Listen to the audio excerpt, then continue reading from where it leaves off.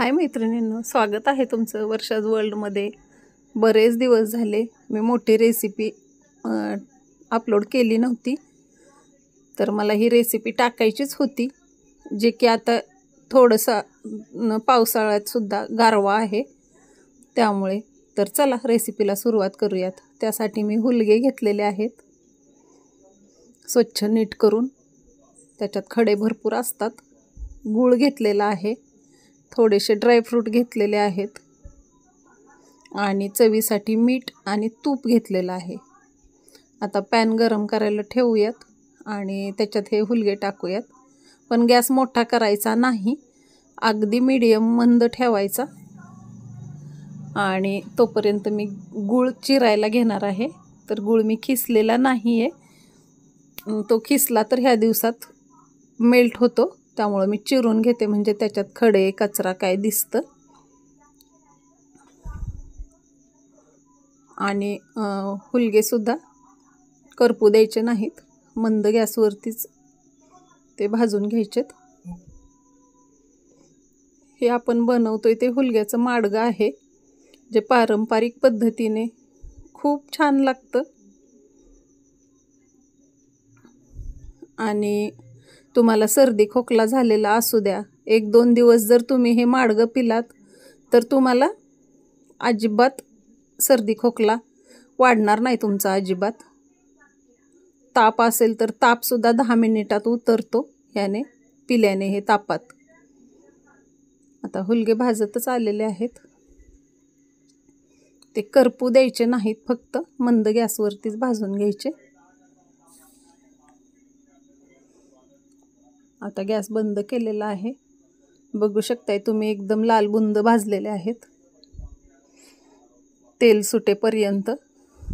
आणि त्याला एक चकाकी येते, बघू शकताय तुम्ही। करपून अजिबात द्यायचे नाहीत, नाहीतर माडग्याची टेस्ट बदलते, वाससुद्धा खूप खमंग येतोय। आता हुलगे गार होईपर्यंत हे ड्रायफ्रूट कटरने आपण सर्व ड्रायफ्रूट कट करून घ्यायचेत। हे ड्रायफ्रूट कटर मी 2 वर्षापूर्वी मिशोवरून मागवलेलं, आणि हे माझ्यासाठी एवढं मदतगार आहे, मला चुटकीसरशी माझी कामं होतात कट करायची। आता हुलगे गार झालेले आहेत, ते बारीक करून घ्यायचे। तर बारीक किती करायचं, तर आपल्याला चाळणीने चाळण्याची आवश्यकता पडू नये एवढं बारीक करायचं, रवाळसुद्धा नाही ठेवायचं, तरच आपण अचूक प्रमाणात ही रेसिपी बनवू शकतोय। हे खूप छान बारीक झालेलं आहे। तसं बघायला गेलं तर ही माझ्या आजीचीच रेसिपी आहे, जी खूप छान पद्धतीने करायची। आता आपण पॅन गरम करायला ठेवू आणि त्याच्यात तूप घालू। तूप तुमच्या आवडीने तुम्ही जास्त कमी टाकू शकताय। आणि हे ड्रायफ्रूट कट केलेले त्याच्यात टाकून घ्यायचे आणि हलके बदामी होईपर्यंत ते तळायचे ते तुपात। आणि आता ह्याच्यात पाणी ओतायचे, ते तुम्हाला पाहिजे तेवढं वाटीने मोजून टाकू शकताय। इथे मी 3 वाट्या टाकणार आहे।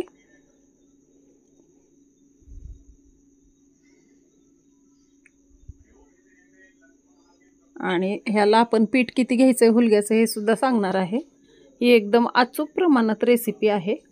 चवीपुरतं मीठ टाकायचे आणि आता ह्याच्यात अर्धी वाटी पाणी घेणार आहे आणि ह्याच्यात पीठ मोजून, आता पीठ किती घ्यायचं, तर 1 वाटीला 1 नाश्त्याचा चमचा ह्या प्रमाणात हे पीठ घ्यायचे। आता मी इथे 3.5 चमचे घेणार आहे, कारण मी पॅनमध्ये 3 वाट्या पाणी टाकलेलं आहे आणि वाटीत अर्धी वाटी घेतलेलं आहे, जे कालवण्यासाठी पीठ। आता हे पीठ गुठळ्या मोडून चांगलं सॉफ्ट कालवून घ्यायचं,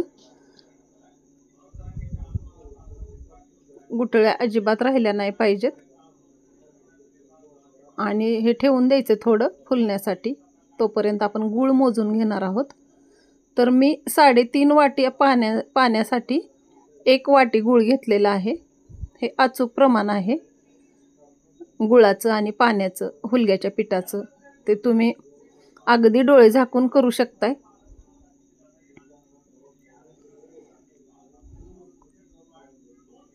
आता पाण्याला उकळी आली का हे त्याच्यात ओतायचं, म्हणजे पाण्यात ओतल्यानंतर सुद्धा खाली तळाला गुठळ्या होणार नाहीत, याची काळजी घ्यायची. अजून थोडंसं पाणी घातलेलं आहे मी, कारण अर्धा चमचा त्याच्यात पीठ उरलेलं मी परत वरून टाकलेलं अजून वाटीत.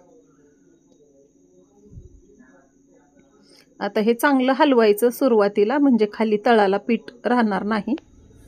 आता हे पांढरं दिसतंय, पण आपण गूळ घातल्यानंतर ह्याचा कलर एकदम चेंज होतो आणि हुलग्याचा सुद्धा, त्याच्यातल्या पिठाचा सुद्धा. आता ह्याला थोडंसं उकळू द्यायचं आहे, एक 5-7 मिनिटे, आणि ह्याच्यात गूळ घालून घ्यायचं आहे. हे एकदम अचूक प्रमाण आहे, तुम्हाला पाहिजे तेवढंच गोड होतंय, जास्त पण होत नाही आणि कमी पण होत नाही. आता हे व्यवस्थित शिजू द्यायचं एक 5 मिनिटं 7 मिनिटं. याला कलर एकदम छान येतो, शिजायला एकदम छान शिजते आणि हे शक्तिवर्धक आहे. फक्त तुम्ही ह्याचा कमीत कमी उन्हाळ्यात वापर करा, जास्त वापर उन्हाळ्यात करू नका. हे शिजत आलेलं आहे आणि कलरसुद्धा केवढा छान आलेला आहे, बघू शकताय तुम्ही. आता थोडंसं शिजवायचं, म्हणजे ते थोडं आळून येतंय. आता बऱ्यापैकी आळायलाच लागलेलं आहे, तर मी गॅस बंद केला आणि वाटीत सर्व करणार आहे. आणि मी सुद्धा खाऊन बघणार आहे, कारण मला सुद्धा बघायचंच आहे की मी आज हे अचूक प्रमाणात रेसिपी टाकलेली कशी झाली आहे ती.